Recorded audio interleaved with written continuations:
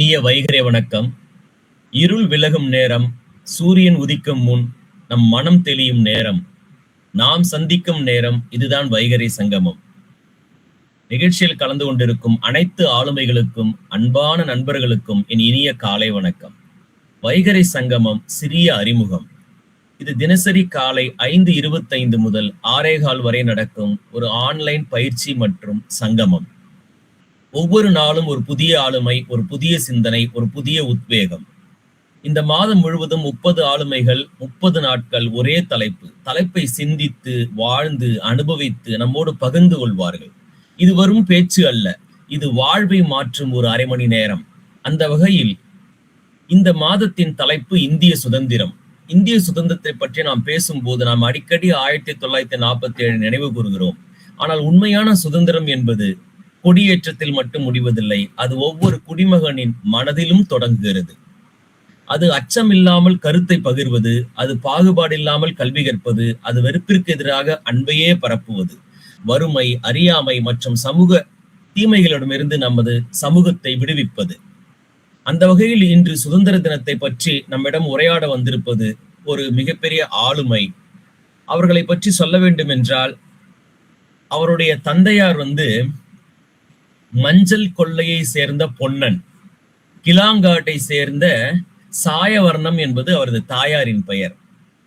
பொன்னனுக்கு பிறந்தவர்கள் எப்படி இருப்பார்கள்? தங்கமாக தானே இருப்பார்கள். தங்கமான அண்ணன்கள், ஒரே ஒரு தங்கை. நம்ம காதலுக்கு மரியாதை ஷாலினி மாதிரி பயங்கர செல்லமா வளர்ந்திருக்கிறாங்க. வீட்டில் இளவரசி போல், உண்மையாக சொல்ல வேண்டுமானால் இளவரசி போலவே வாழ்ந்து வளர்ந்து வந்திருக்கின்றார்கள். தமிழ் வழி கல்வியில் ஆரம்பித்து ஆங்கில வழி கல்விக்கு மாறி பின்பு டிப்ளமோ இன் இங்கிலீஷ் முடிச்சிருக்கிறாங்க. டீச்சர் ட்ரைனிங் அவங்க முடித்திருக்கிறார்கள். அவங்க ரொம்ப பெருமையா நினைக்கிறது 120 குழந்தைகளுக்கு இலவசமாக கல்வி கற்றுக் கொடுத்து அவர்களை வாழ்வில் பெரிய இடத்திற்கு ஒரு பொசிஷனுக்கு கொண்டு வந்திருக்கிறார்கள். அது அவங்களுக்கு பெருமையாக சொல்லிக் கொள்ளும் ஒரு விஷயம். நான் 7 வயதில் கவிதைனா என்னன்னு எனக்கு தெரியுமானே தெரியல. அம்மா 7 வயசுல இருந்து கவிதை எழுத ஆரம்பிச்சிருக்கிறாங்க. கதை, கவிதை, கட்டுரை எழுதியிருக்கிறார்கள். ரொம்ப செல்லம்ன்றதுக்காக எப்பேற்பட்ட செல்லம்னா, பேர் சொல்லி கூப்பிட்டா கூட கோச்சிப்பாங்க போல இருக்கு. அந்த அளவுக்கு ரொம்ப செல்லமா, அரசாங்க வேலை கிடைத்தும் அவ்வளவு செல்லமாக வளர்ந்ததால் கட்டி கொடுத்த இடத்துலயும் லட்சுமணன் அவர்களை அப்படி பார்த்து கொண்டார்கள். அரசாங்க வேலைக்கு தேவையில்லைமா அப்படின்ற சொல்லி இருக்கிறாங்க. வானொலியில் ஒளிபரப்பு அறையில் வேலை செய்த அனுபவம் இவர்களுக்கு நிறைய உண்டு.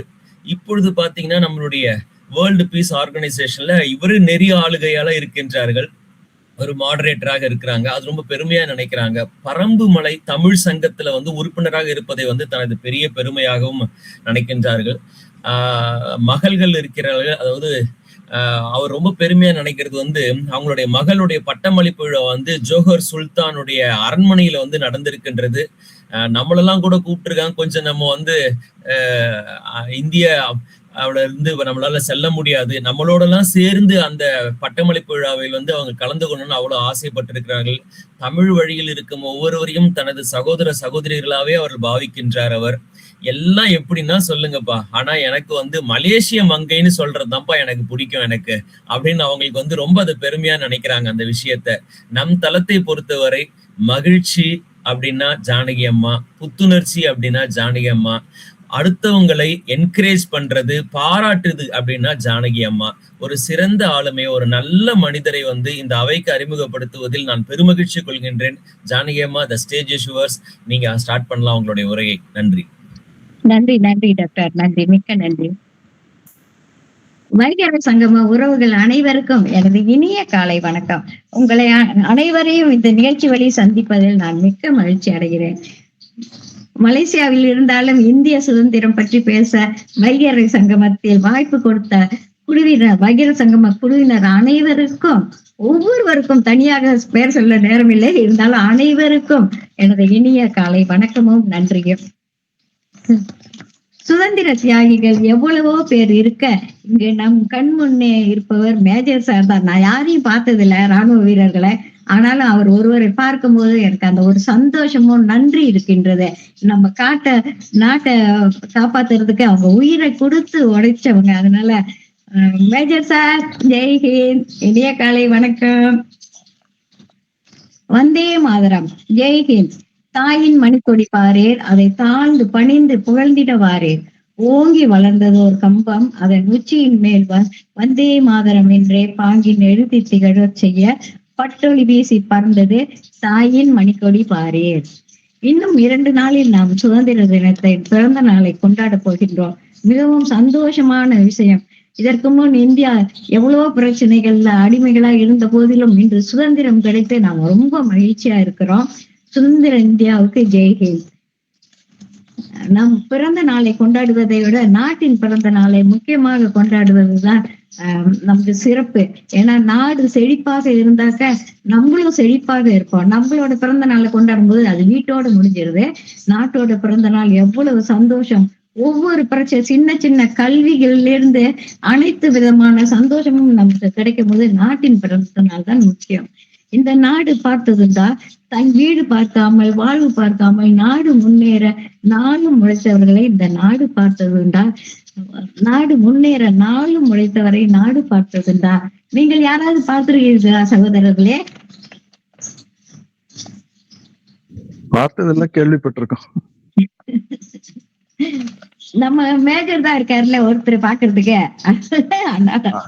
ஆமா, அதாவது முன்னோர்களை சொல்றேன். நம்ம கூட இருக்கிறவங்க நிறைய பேர் டெய்லி நீங்க சொன்ன மாதிரி நிறைய மேஜர்கள் எல்லாரையும் பார்த்துட்டு இருக்கோம். நன்றி.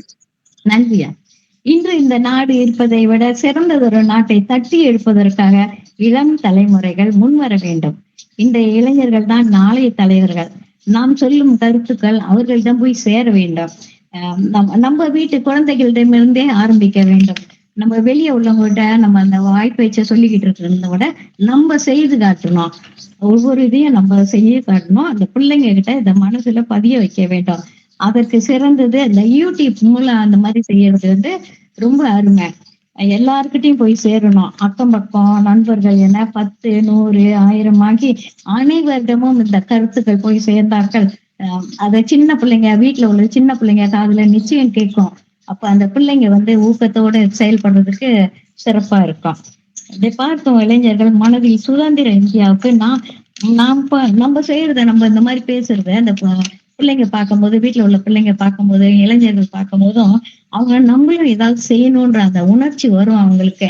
அந்த தாக்கம் வரும்போது அந்த பிள்ளைங்க கட்டாயம் செய்வாங்க. இளைஞர்கள் தான், இன்றைய இளைஞர்கள் தான் நாளைய தலைவர்கள். அந்த நம்பிக்கையும் எண்ணமும் வர வேண்டும். இதை அவர்கள் நண்பர்களிடமும் பகிர வேண்டும். சுதந்திர வேட்கை வர வேண்டும். இந்திய சுதந்திரம், அதன் தேசிய கீதம் ஜனகண மன ஆகும். புகழ்பெற்ற ரவீந்திரநாத் தாகூர் எழுதினார். வங்காள மொழியில் எழுதப்பட்டது. இப்பாடல் இந்தியாவின் இறையாண்மை, பன்முகத்தன்மை மற்றும் ஒற்றுமையை உணர்த்துகின்றது. ஜனவரி 24, 1950 இந்தியாவின் அரசியலமைப்பு சபையால் இது அதிகாரப்பூர்வமாக ஏற்றுக்கொள்ளப்பட்டது. தேசிய கீதத்தை 52 வினாடிகள்ல பாடி முடிக்கணும். 1911 டிசம்பர் 27 கல்கத்தாவில் நடைபெற்ற இந்திய தேசிய காங்கிரஸ் மாநாட்டில் தான் இது முதல் முறையாக பாடப்பட்டது. 1947 ஆகஸ்ட் 15 கொண்டாடப்படுகின்றது. ஆகஸ்ட் 15 பிரித்தானியா ஆட்சியிலிருந்து விடுதலை அடைந்து தனி நாடு, அரசு விடுமுறை என இந்த நாளில் நாடு முழுவதும் கொடியேற்றப்பட்டு மரியாதை செலுத்தப்படும். இந்திய பிரதமர் டில்லி செங்கோட்டையில் தேசிய கொடியேற்றப்பட்டு மரியாதை செலுத்துவார். சென்ற ஆண்டு பற்றியும் இந்த ஆண்டின் குறிக்கோள் பற்றியும் அவர் விவரமாக அறிவிப்பார். இந்திய விடுதலை போராட்டம் நீண்ட மற்றும் சிக்கலான வரலாற்றை கொண்டது. இந்த சுதந்திரம் நமக்கு ஒன்றும் சுலபமா கிடைச்சதுல அது எவ்வளவு பெரிய இக்கட்டான நிலைமையும் எவ்வளவு பேர்களின் உயிர்களை குடித்தும் அதை கொண்டாடப்படுகின்ற நாம் இன்றைக்கு இவ்வளவு சிறப்பாக வாழ்ந்து கொண்டிருக்கிறோம் என்றால் அது முக்கியமான காரணம். பிரித்தானிய ஆட்சியில் இருந்து விடுதலை அடைந்து தனி விடுதலை நாடானதை குறிக்கும். இந்த நாள் அரசு விடுமுறை. நாடு முழுவதும் தேசிய கொடி ஏற்றப்படும். கொடியேற்று தினம், குடியரசு தினம், கொடிகளை மேலே கட்டி வைத்திருப்பார்கள், அப்படியே அவிழ்ப்பார்கள். தேசிய கொடி பறக்கும். சுதந்திர நாள் அன்று கீழிருந்து மேலே கொண்டு போய் அவிழ்ப்பார்கள். அடிமைகளாய் ஆங்கிலேயர் ஆட்சியில் இருந்த நாம் முதலாய் சுதந்திர காற்றை சுவாசித்த முதல் நாள் தான் சுதந்திர நாள். தென்னிந்திய சரித்திரம் சுமார் 4000 ஆண்டுகளுக்கு மேலான வரலாற்றை கொண்டது. இது சேர, சோழ, பாண்டியர்களின் சங்க காலம், பல்லவர்களின் கட்டிடக்கலை, மாபெரும் சோழ பேரரசின் கடற்படை ஆட்சி மற்றும் விஜயநகர பேரரசின் எழுச்சி ஆகியவற்றை உள்ளடக்கியது. தென்னிந்திய வரலாற்றில் தொடக்க காலம் சங்க காலம் என்று அழைக்கப்படுகின்றது. இந்த காலத்துல மூவேந்தர்கள் இப்பகுதியை ஆண்டார்கள். சோழ பேரரசு ராஜராஜ சோழன் மற்றும் ராஜேந்திர சோழன் போன்ற மன்னர்களின் காலத்தில் இந்திய பெருங்கடலை கடக்க கடாரம், அது தற்கால மலேசியாவில கெடா என்று அழைக்கப்படுகிறது. அந்த கடாரம் சோழர்களின் ஆட்சி வந்தடைந்ததும் இந்திய சுதந்திரம் விடுதலை போராட்டத்தில் மகாத்மா காந்தியும் அவரோட பங்கும் ஈடு இல்லாதது. அகிம்சை, சத்தியாகிரகம் போன்ற அற வழிகளை பின்பற்றியும் அகமதாபாத்தில் இருந்து தண்டி கடற்கரை வரை நடைப்பயணம், வெள்ளையனே வெளியேறு, அதுவும் ஆங்கிலேயர் உடனடியாக வெளியேற வேண்டும் என்று முழக்கி அமைதியான முறையில் உண்ணாவிரதம், ஒத்துழையாமை ஆகியவற்றின் காந்திஜி பயன்படுத்தினார். ஒவ்வொரு இந்தியரும் ஜாதி, மதம், மொழி வேறுபாடின்றி நமது தேசிய கொடியின் கீழ் இந்த நாளை கொண்டாடுகிறோம். இந்திய சுதந்திர தினம் நாட்டு மக்களிலேயே தேசிய உணர்வு மற்றும் சகோதரத்துவத்தை ஏற்படுத்துகின்றது. பிரிட்டிஷ் ஆட்சியில் இருந்து புதிய விடுதலையை ஏற்படுத்துகின்றது. நமது சுதந்திரத்திற்காக உயிர் தியாகம் செய்த சுதந்திர போராட்ட வீரர்களை நாம் போற்றுவோம், மரியாதை செய்வோம். ஆங்கிலேயர் ஆட்சியில் கண்ணில் விரலை விட்டு ஆட்சியவர் வேலு நாச்சியார். குயிலி வேலு நாச்சியாரின் படைத்தலைவி. ஆங்கிலேயரின் ஆயுத கிடங்கை தன் உடல் மீது தீ மூட்டி கொண்டு அடித்தவர். எப்பேற்பட்ட வீரம்! நம்ம மேல சின்ன நெருப்பு பட்டாலும் நம்ம எப்படி துடிக்கும். ஆனா அவங்க அவங்க உடம்புலயே அந்த மாதிரி ஒரு எண்ணெயை ஊற்றி கொளுத்திக்கிட்டு அவங்க அடிச்சிருக்காங்கன்னா அவங்களோட நாட்டுப்பற்று எவ்வளவு வீரமிக்கதா இருந்திருக்கும். ஜான்சி ராணி லட்சுமி, பெற்றோர் ராணி சென்னம்மா, செல்லையாடி வண்டியம்மா காந்தியடிகளின் தென்னாப்பிரிக்க போராட்டங்களில் பங்கெடுத்து தன் இள வயதில் உயிர் கொடுத்த தியாகிகள். இந்திய சுதந்திரம் பாரதியாரை எனக்கு மிகவும் பிடிக்கும். தமிழ் பள்ளியில் படிக்கும்போது அவரோட சரித்திரத்தை படிக்கும்போது அவரது தீர்க்கமான வீரம் நிறைந்த கண்களும் அழகிய மீசையும் முண்டாசும் என்னை கவர்ந்தது. கூட்டாஞ்சி ஒரு விளையாட்டு தோழிகள் தான் ஓடி விளையாடு பாப்பா என்றுதான். மற்ற விளையாட்டுலாம் விளையாட மாட்டோம், அந்த ஓடி விளையாடு பாப்பா சொல்லிக்கிட்டு தான் விளையாடுவோம். அப்புறம் உச்சி மீது வானிடிந்து போயினும் அச்சமில்லை அச்சமில்லை என்றுதான் கோஷமிட்டு விளையாடுவோம். அந்த பள்ளி நண்பர்கள் இன்னும் என்னுடன் சேர்ந்து இருக்கிறார்கள். அனைவரும் இப்ப நினைச்சாலும் நம்ம அந்த மாதிரி தானே விளையாடணும் அப்படின்னு நம்ம பேசிக்கிட்டு சிரிப்போம். அவரோட இந்த வார்த்தைகள் எனக்கு சொந்த வாழ்க்கைக்கும் ரொம்ப உதவியா இருந்துச்சு.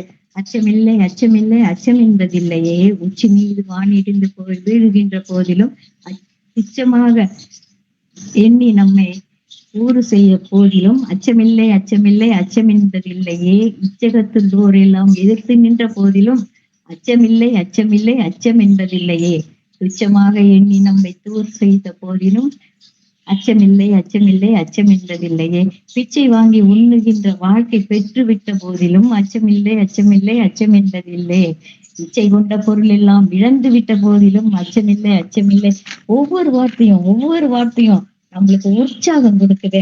அச்சணிந்த கொங்கை மாதர் கண்கள் வீசு போதிலும் அச்சமில்லை அச்சமில்லை அச்சம் என்பதில்லையே, நச்சை வாயிலே பணந்து நண்பர் ஊட்டு போதிலும் அச்சமில்லை அச்சமில்லை அச்சம் என்பதில்லை, பிச்சை யூனிய இந்த வேற்படைகள் வந்த போதிலும் அச்சமில்லை அச்சமில்லை அச்சம் என்பதில்லை, உச்சி மீது வானிடிந்து வீழுகின்ற போதிலும் அச்சமில்லை அச்சமில்லை. இப்போதெல்லாம் இந்த மாதிரி பாடல்கள்லாம் நமக்கு கிடைக்காது.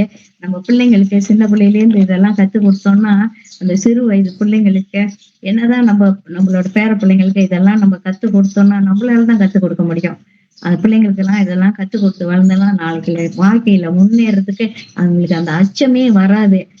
அந்த அச்சம்லாம் இருந்தாக்க நம்மலாம் இந்த மாதிரி இவ்வளவு துணிச்சலோட இந்த வயதுலயும் இப்படி போராடுறோம்னா இந்த பாடல்கள் நமக்கு அந்த உறுதுணையா இருந்திருக்கு.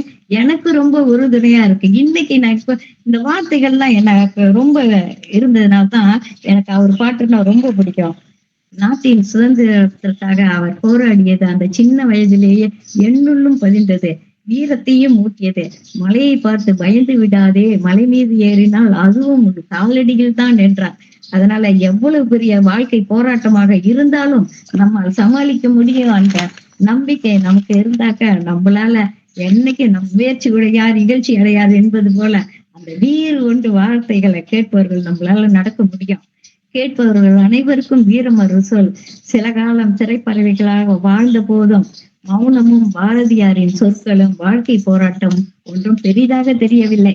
மீசையுள்ள பாரதியாரும் உண்டு, மீசை இல்லாத பாரதியாரும் உண்டு. நிமிர்ந்த நன்னடை நேர்கொண்ட பார்வை என நம்மையும் வீரத்தோடு வாழ வைக்கின்றார். அன்னை தெரசாவும் உண்டு, வேலி நாச்சியாரும் உண்டு. இவர்களைப் போல வீர பெண்கள் பலரும் உண்டு.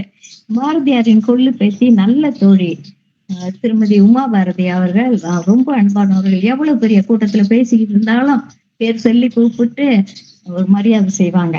வீரப்பாட்டு மட்டுமா பாடினார், அவர் விரும்பியவை. பாரதியார் வீரப்பாட்டு மட்டுமா நம்மளுக்கு பாடினாரு. அவருக்கு 10-12 தென்னை மரங்க இருந்தா போதும், ஒரு சிறிய தூய வெள்ளை மாளிகை போதும், குயிலின் குரலும் நிலவின் ஒளியும் அதோடு கூட ஒரு கண்ணம்மா இருந்தால் போதும். காற்று வெளியிடை கண்ணம்மா என்ற பாடலை அருமையாக பாடிவிடுகிறார். கத்தியின்றி ரத்தமின்றி யுத்தம் செய்வோம் என பேசாமல் ஒவ்வொரு வீர முழக்கமும் என்னுள் தைரியத்தை வளர்த்தது. சுதந்திரம் கிடைத்த போது என்ன செய்யலாம் என யோசித்த போதும் பல நேரங்களில் தமிழில் பேசும் வாய்ப்பு கிடைத்தது. பல ஊர் நண்பர்கள் கிடைத்தார்கள். எனக்கு என்ன பிடிக்கும், நம்மளுக்கு இந்த வயசுல ரொம்ப பெரிய கடமைகள்லாம் ஒன்றும் இல்லை. அப்ப நான் எனக்குள்ளேயே யோசிச்சேன் என்ன செய்யலாம்னு நினைச்ச போது எனக்கு எழுத பிடிக்கும், படிக்க பிடிக்கும். அப்ப நம்ம கிட்ட தமிழ் இருக்கு சரின்ட்டு அதனால இந்த மாதிரி தளங்கள்ல பயணம் செய்யும் போது நல்ல நல்ல நண்பர்கள், அருமையான நண்பர்கள் எல்லாம் கிடைத்தார்கள். அதனால அந்த பாரதிக்கும் தமிழுக்கும் ஒரு நன்றி. என்று பாரதி இருந்திருந்தால் இந்த செய்தி கேட்டு மகிழ்ந்திருப்பார். இந்த மகிழ்ச்சியில் பல கவிதைகள் எழுதியிருப்பார். வந்தே மாதரம் பாடலுக்கு தேசிய கீதமான ஜனகண மனதிற்கு இணையான அந்தஸ்தை அளிக்கும் சட்ட திருத்தத்தை அண்மையில் நாடாளுமன்றம் இயற்றியிருக்கின்றது. பள்ளிகளில் இந்த பாடலை பாடவும் வாய்ப்புகள் அதிகரித்திருக்கின்றது. இது பத்திரிகை செய்தி. பாரதியாரின் உணர்ச்சி பூர்வமான பிணைப்பு, அவரோட அந்த பாடல்கள் ஒவ்வொன்றும் அவரோட உணர்ச்சி பூர்வமான பிணைப்புகள். 1906 100 தாண்டி விட்டோம். இந்தியர்களின் உணர்வில் சிறப்பாக இடம்பெற்று விடுதலை போரில் எழுப்பப்பட்டு வந்த வந்தே மாதரம் பாடல் என்று நான் வீழ்வேன் என்று நின்றாயோ என்றார். ஒவ்வொருவரையும் தன்னம்பிக்கையோடு எழுந்து நிற்க வைக்கும் வார்த்தைகள். தன் தேசத்து மக்கள் ஒவ்வொருவரையும் சுதந்திரம் காக்கும் மக்களாகவும் தானும் வீரமிக்கவனாகவும் இருந்தால்தான் எதிர்கால இந்திய சுதந்திரம் காக்கப்படும் என்று உறுதியாக இருக்க வேண்டும். பெண்களையும் வீரம் சேர்ந்தவர்களாகவும் உருவாக்கினார். கப்பலோட்டிய தமிழன் படத்தை பார்க்கும்போது நமக்கு அந்த காட்சிகளை எப்படி இருந்திருக்கும்னு நம்மளால முடியும். சுதந்திரத்துவம் இன்னும் நம்ம இருக்கின்றது என்றுதான் தோன்றுகிறது. மனதில் உறுதி வேண்டும், வாக்கினிலே இனிமை வேண்டும் என்றார். நினைவு நல்லது வேண்டும் என்றார். நமக்கு சுதந்திரம் கிடைத்தாலும் அதை தான் தோன்றித்தனமாக பயன்படுத்தாமல் அதை நல்ல வழியில் பயன்படுத்துவது மிகவும் சிறப்பு. நல்லா யோசிச்சு நம்ம நாட்டுக்கும் தீங்கு செய்யாமல் நமக்கும் தீங்கு செய்யாமல் நமது பிள்ளைகளையும் காக்கும் அந்த நல்ல ஒரு செயலை பாரதியார் சிறப்பாக சொன்னார். அவர் இப்போது நாம் மீண்டும் சுதந்திர இந்தியாவுக்கே வருவோம். கிழக்கிந்திய கம்பெனியை ஆட்சியை எதிர்த்து 1857 ஆட்சியை முதல் ஆட்சியை பெரிய அளவிலான கிளர்ச்சி தொடங்கியது. இந்திய சுதந்திரம் நூற்றாண்டில் மகாத்மா காந்தி இந்திய சுதந்திர போராட்டம் பற்றி 1940 பின் தீவிரமானது. அகிம்சை வழியிலான அற போராட்டங்கள், சத்தியாகிரகம், ஒத்துழையாமை தீவிரமடைந்தன. இந்திய குடியரசு நாடாக வளர்ந்தது. இந்தியாவின் பிரதமர்கள் உங்களுக்கு தெரிஞ்சவங்களை சொல்லுங்களேன் நண்பர்களே. எத்தனை பேரு?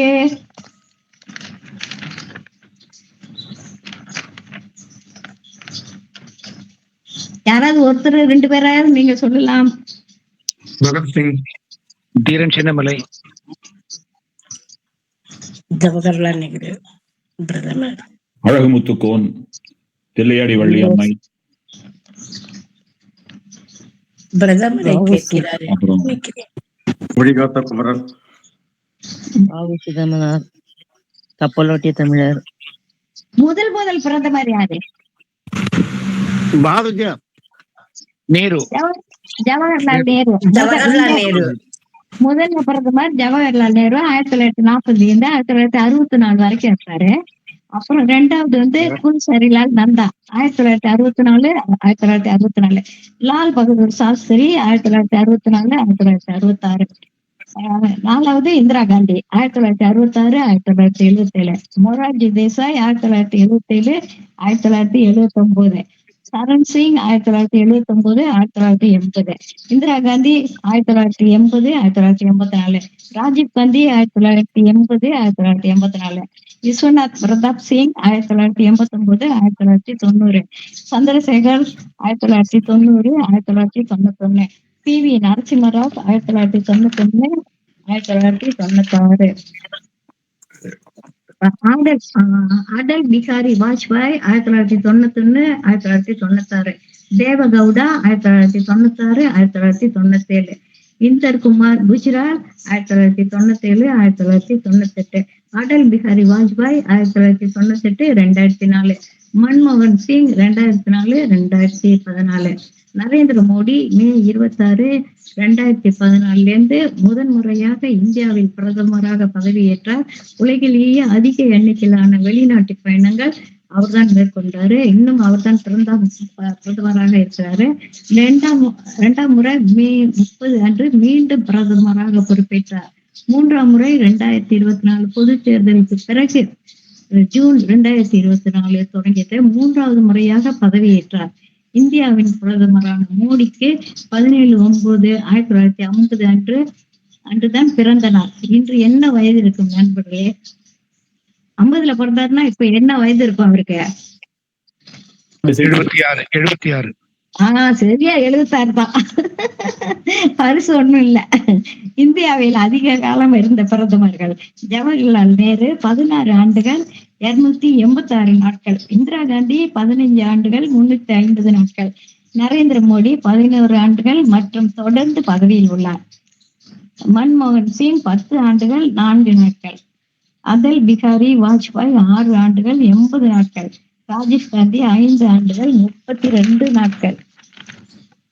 PV நரசிம்மராவ் 4 ஆண்டுகள் 330 நாட்கள். மொரார்ஜி தேசாய் 2 ஆண்டுகள் 100 நாட்கள். அனைவரும் பார்க்கவில்லை, சிலரை மட்டுமே பார்த்தோம். நரேந்திர மோடி 73 நாடுகளுக்கு 85 முறை பயணம் செய்துள்ளார்.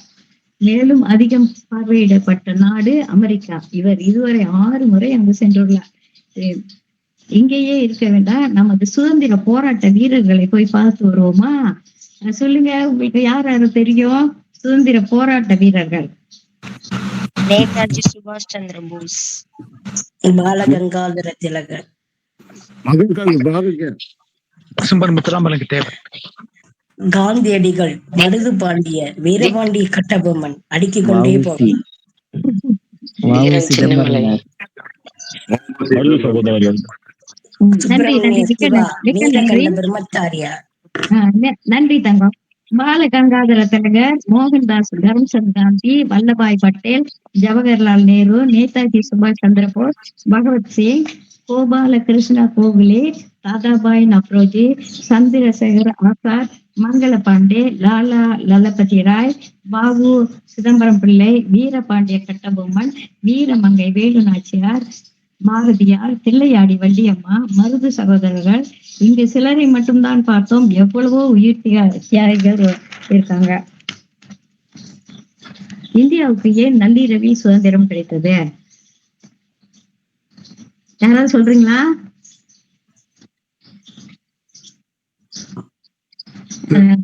ஜப்பான் சரண்டர் அந்த 4 நாள் அந்த டேட்ல பிக்ஸ் பண்ணி கொடுக்கணும் முடிவு பண்ணிட்டாங்க.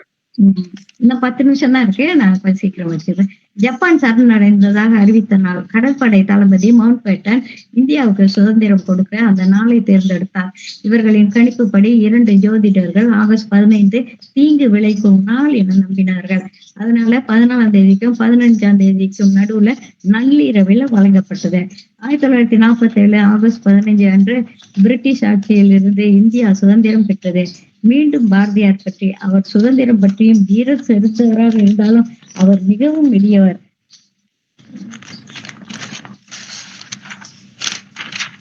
நம்ம கொஞ்ச நேரம் மலேசியாவுக்கு போயிட்டு வரலாமா? ஏன்னா நான் மலேசியாவுல இருக்கிறதுனால மலேசியாவும் இந்தியாவும் பற்றி கொஞ்சம் இருக்கலாம்னு இருந்தேன்.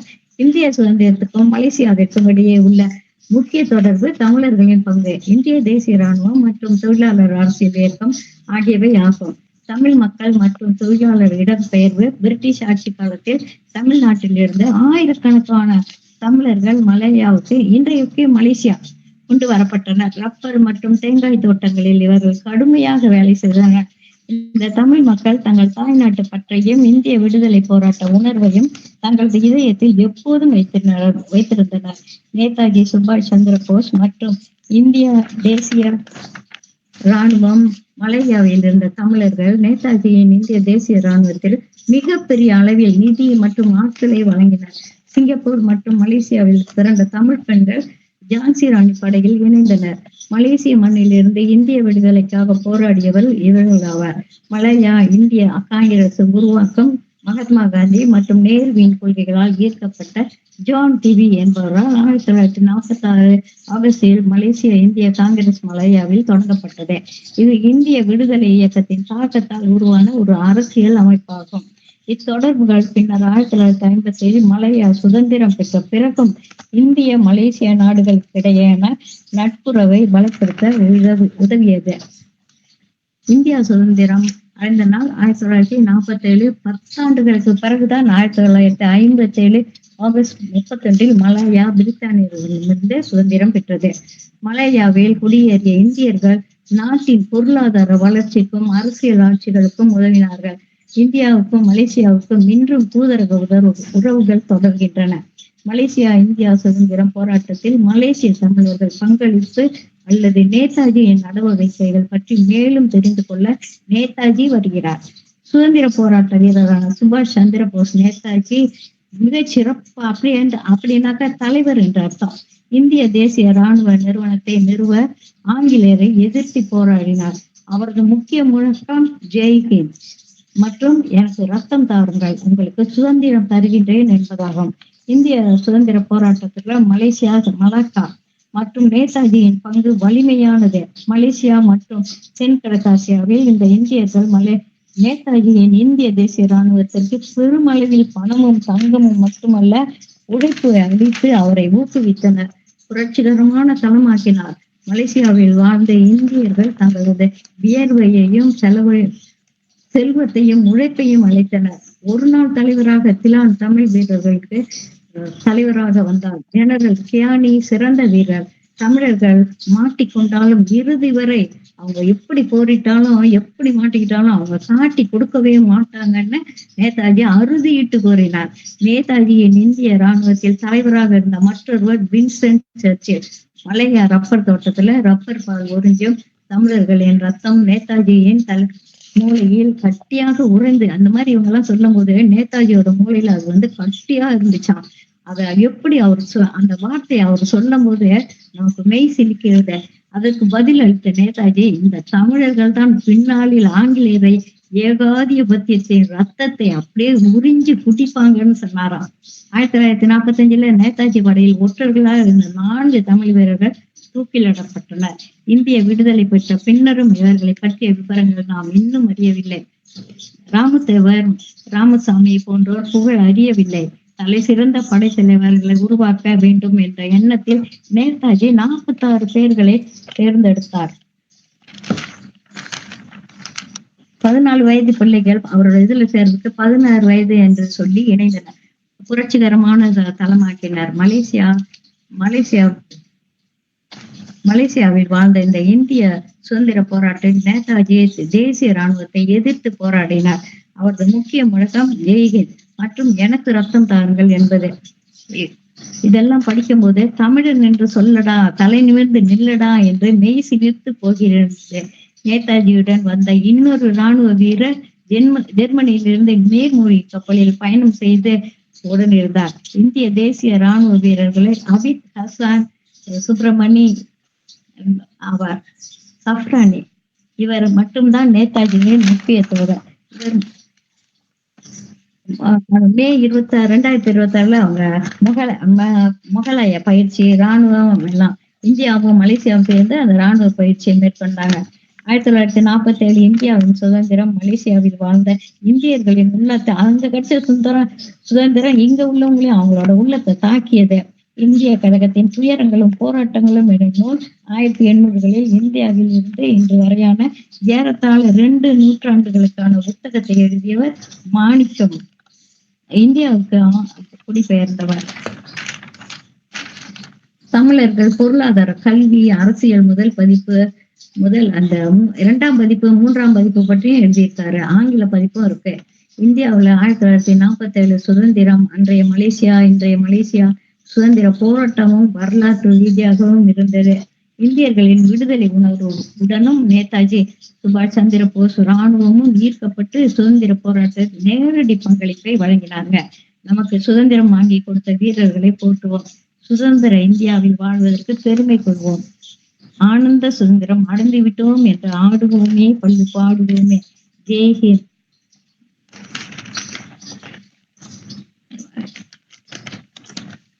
நன்றி. மிக்க வாய்ப்பு கொடுத்த அனைவருக்கும் மிக்க நன்றி.